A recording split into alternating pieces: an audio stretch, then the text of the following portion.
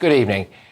What I'm about to show you contains powerful pictures, powerful videos, and it is quite simply one of the worst things I have ever seen in my life. And if you're anything like me, you will struggle to put into words your emotions at seeing what I'm about to show you. But I have done my best. Not a single Gazan so-called refugee should ever set foot in Britain. I'd say over my dead body, but I'm convinced that if we do let these Palestinians in, then there will be a lot of dead bodies. Why? Just look at this.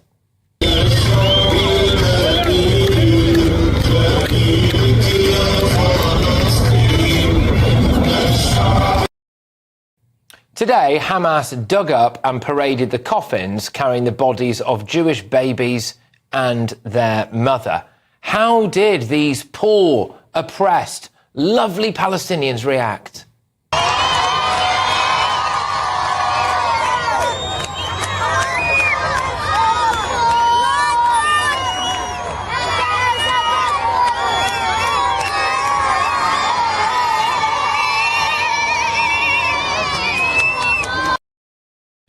Those barbarians cheered. They celebrated the fact that Hamas murdered Jewish babies. And look at this.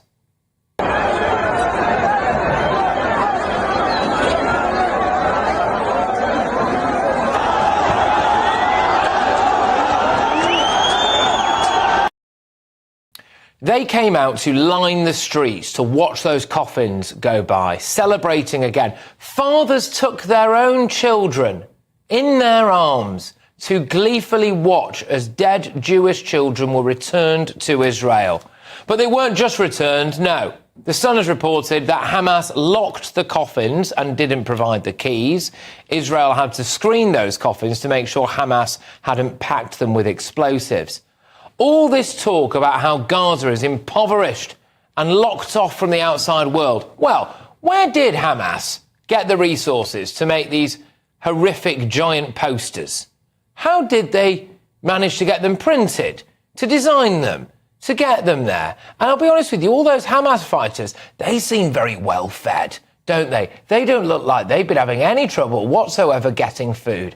As videos emerged of those coffins being paraded through the streets, Jeremy Corbyn, the man that our current Prime Minister, Keir Starmer, tried to get elected not once, but twice, tweeted this: "No more arms to Israel. Stop arming Israel." Nothing about Hamas. Nothing at all. And now, 15 Labour MPs have written to Keir Starmer demanding that we let Palestinians seek asylum in Britain. Oh, these poor oppressed people. They face the daily risk of death. They've got no medical supplies. They've got no way out. All right, then. And we've got immigration judges like Hugo Benedict Norton Taylor ruling that Gazans can use the Ukrainian refugee scheme to come to Britain.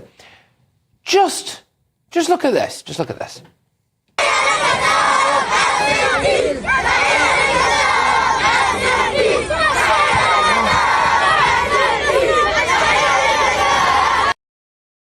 There's your refugees, are they?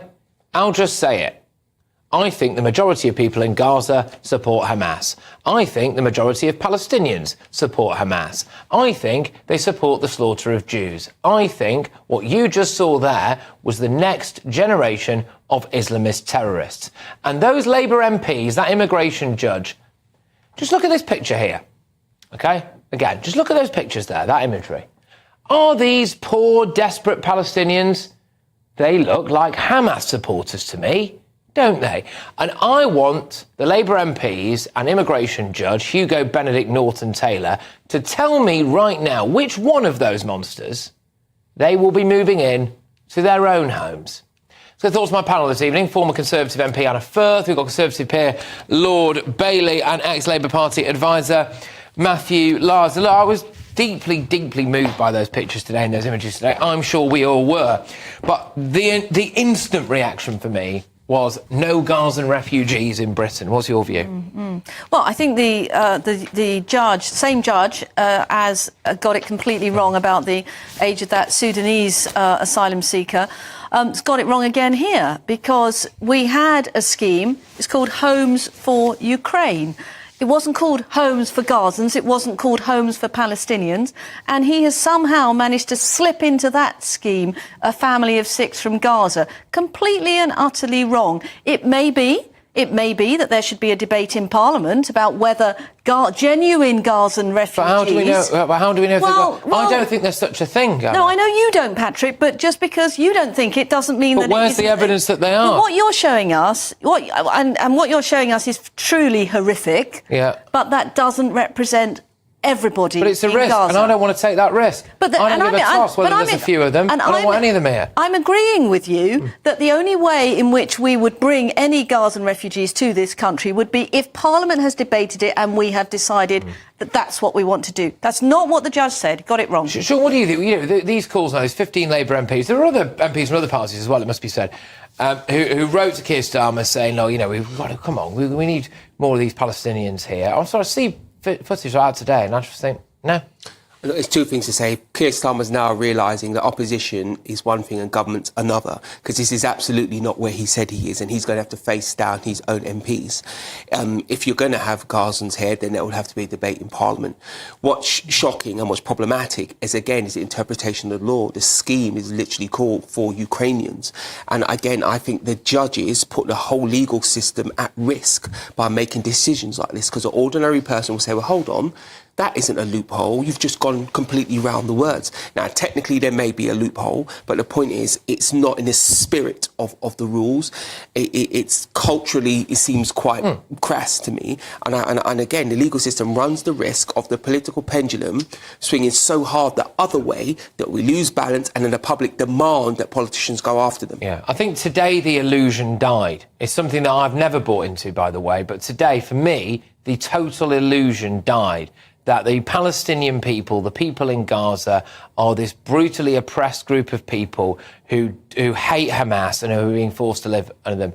Well, I tell you what, how many tens of thousands turned out on the streets today, Matthew, to wave to and cheer at the bodies of Israeli babies in their coffins? I'm sorry, I think they support Hamas, don't they? Well, I think that they're incredibly distressing scenes, and clearly there is significant support for the Hamas regime that we saw by people turning up and behaving as appallingly as they did. It's interesting that the UN has said they think that Hamas has broken international law. I know that Israel is critical of the UN a lot of the time, may have justification, may not, but at least today the UN's been absolutely clear on that. I mean, some people would say, obviously, there have been very significant civilian casualties amongst the Gazan people. Some would say that if, you know, a bit like, you know, when we took retaliation against people in Northern Ireland and you kind of pushed people into the arms of the terrorists, that's an argument some would make. I'm not sure I totally buy into it, but it's an argument that some would make because of the level of civilian casualties you've seen. I think in terms of this letter, it is, I have to tell you, it's the usual suspects of, I mean, some of them aren't currently, I mean, Jeremy Corbyn obviously out of the Labour Party. Some of them are the people on the far left, and some of them are currently not suspended from Labour MP. So it won't be a change of Labour policy. There won't be Gazan refugees coming here. Because Jeremy Corbyn, yeah, absolutely, no longer a member of the Labour Party. However, Keir Starmer did try to get him elected not once but twice. And the names on that list, a lot of them are members of the Labour Party. Yep. What does that say to you? Well, Starmer is losing control of this group of backbenchers. Particularly interesting to me is that 2 of the names on this letter were 2 MPs that lost the whip over the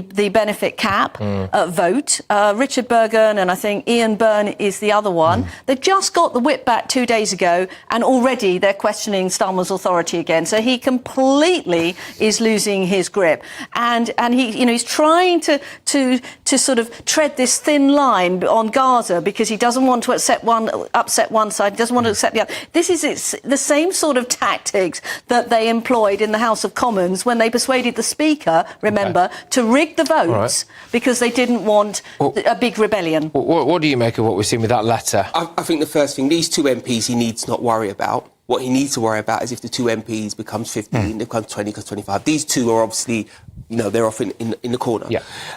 What's more important, the first thing to say is there's pain on both sides of this conflict. And our discourse publicly has always accused Israel of something. Actually, I think the conversation needs to be much more even-handed. Okay. And those pictures you've shown that there is pain here, and it's teaching your children to hate is problematic because it doesn't. I just think as well the other aspect to it is how on earth do we expect our Jewish community, who are already massively under the cosh in this country, to feel if we start taking so-called refugees from how we look at our asylum system and we know it's broken. We talk about it all the time, don't we? Especially on the show, we know it's broken. We know that there's a problem there. We know that we're not vetting people as it is. How can we have any faith that those people that we would take conceivably from Gaza are not Hamas supporters? We don't need to take refugees if you look at the refugee system as it is, because the surrounding area, the surrounding countries are all safe places to be, so they shouldn't need to come to Europe. Look, I'm going to just break away from this now. We've had quite a lengthy discussion about all of that.